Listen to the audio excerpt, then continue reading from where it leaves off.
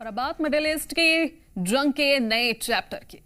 दरअसल ईरान के खिलाफ अमेरिका और इजराइल के जंगी जुनून ने दुनिया में तीसरे वर्ल्ड वॉर का खतरा पैदा कर दिया है और इस जंग में शांति दूत बनकर कूदा पाकिस्तान खुद को दुनिया का मसीहा साबित करने की कोशिश में था।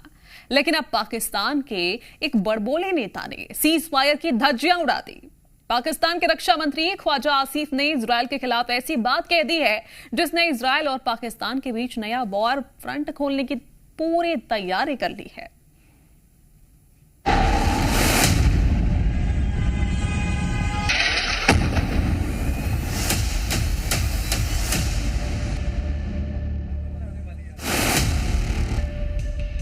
आज की तारीख में इस्लामिक देशों के दो सबसे बड़े दुश्मन हैं, इजराइल और Israeli PM Benjamin Netanyahu. Netanyahu की जंगी तेवर ने पाकिस्तानियों का भी दिमाग खराब कर दिया है और अब पाकिस्तान की आवाम और जिन्ना लैंड के हुक्मरान सबने इजराइल के खिलाफ वर्ल्ड वॉर छेड़ दिया है। गवर्नमेंट पाकिस्तान हमें इजाजत दें, कसम खुदा की हम अपने सीने में गोली खाएंगे। यकीन माने मुझे अभी कोई राइफल दे, मैं अभी जाके मैं अमेरिका इसराइल को यकीन में अभी ठोक दूं। इसराइल को तो नाम उसको हंसी से मिटा दो, उसका नाम ही मिटा दो। हम इंशाल्लाह अपना खून देंगे, अगर हमें बम बांध कर भी जाना पड़े हम जाएंगे और मुसलमानों का साथ देंगे। कि नेतन्याहू को पाकिस्तानी हुकूमत ने आलमी दहशतगर्द डिक्लेयर कर दिया। सुन रहे हैं आप, जिन पाकिस्तानियों को 2 वक्त की रोटी नसीब नहीं हो रही वो पाकिस्तानी इजराइल में घुसकर नेतन्याहू को खत्म करने की कस्में खा रहे हैं। सवाल है कि आखिर इन गरीबों के पास इतना हौसला आया कहां से?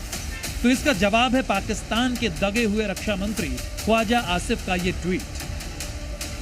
ख्वाजा आसिफ के हौसले की इनसाइड स्टोरी भी बताएंगे, लेकिन पहले ख्वाजा साहब के ट्वीट का मजमून देखिए। ख्वाजा आसिफ ने गुरुवार की रात 10:02 पर सोशल मीडिया पर लिख डाला, निर्दोष नागरिकों को इजराइल द्वारा मारा जा रहा है। पहले गाजा में, फिर ईरान में और अब लेबनान में रक्तपात लगातार जारी है। मैं आशा और प्रार्थना करता हूं कि जिन लोगों ने यूरोपीय यहूदियों से छुटकारा पाने के लिए फिलिस्तीनी भूमि पर इस कैंसर जैसे राज्य की स्थापना की, वो नरक में जले। अब इसे ख्वाजा आसिफ का सूखा नशा नहीं कहेंगे तो क्या कहेंगे, क्योंकि जैसे ही ख्वाजा ने इजराइल को कैंसर कहा, बवाल मचा और इजराइल ने पाकिस्तान को मुंहतोड़ जवाब दे दिया। इजराइल के विदेश मंत्री ने पलटवार करते हुए कहा, शांति मध्यस्थता का दावा करने वाली सरकार द्वारा लगाए गए इन खुलेआम यहूदी विरोधी आरोपों को इजराइल बहुत गंभीरता से लेता है। यहूदी राज्य को कैंसर कहना असल में उसके विनाश का आह्वान करना है। इजराइल उन आतंकवादियों से अपनी रक्षा करेगा जो इसे नष्ट करने की कसम खाते हैं। पाकिस्तान अच्छे से जानता है कि इजराइल की कसम पत्थर पर लकीर की तरह है और जैसे ही इजरायली विदेश मंत्री ने पाकिस्तान को आतंकी मुल्क कहते हुए अपना अगला टारगेट सेट किया, ख्वाजा आसिफ के होश भी ठिकाने आ गए और उन्होंने सबसे पहले अपना ट्वीट डिलीट कर दिया। लेकिन तब तक बात हाथ से निकल चुकी थी, जिसका नतीजा ये हुआ कि इजराइल के पीएम ऑफिस ने भी पाकिस्तान को जमकर लताड़ लगाया और कहा कि पाकिस्तान के रक्षा मंत्री द्वारा इजराइल के विनाश का आह्वान बेहद निंदनीय है। ये ऐसा बयान नहीं है जिसे किसी भी सरकार से बर्दाश्त किया जा सकता, विशेषकर उस सरकार से जो खुद को शांति का निष्पक्ष मध्यस्थ होने का दावा करती है। हालांकि ऐसा पहली बार नहीं है जब मुनीर की हाइब्रिड सरकार के रक्षा मंत्री ने इजराइल के खिलाफ ऐसी बयानबाजी की है। कुछ दिन पहले नेशनल असेंबली में भी ख्वाजा आसिफ इजराइल को पाकिस्तान का दुश्मन बता चुके हैं। जनाब स्पीकर, मुस्लिम दुनिया को, आलम इस्लाम को एक बात जो है रिकॉग्नाइज करनी चाहिए कि हमारा असली और अबदी दुश्मन जो है, जहां हिंदुस्तान है वहां इजराइल भी है।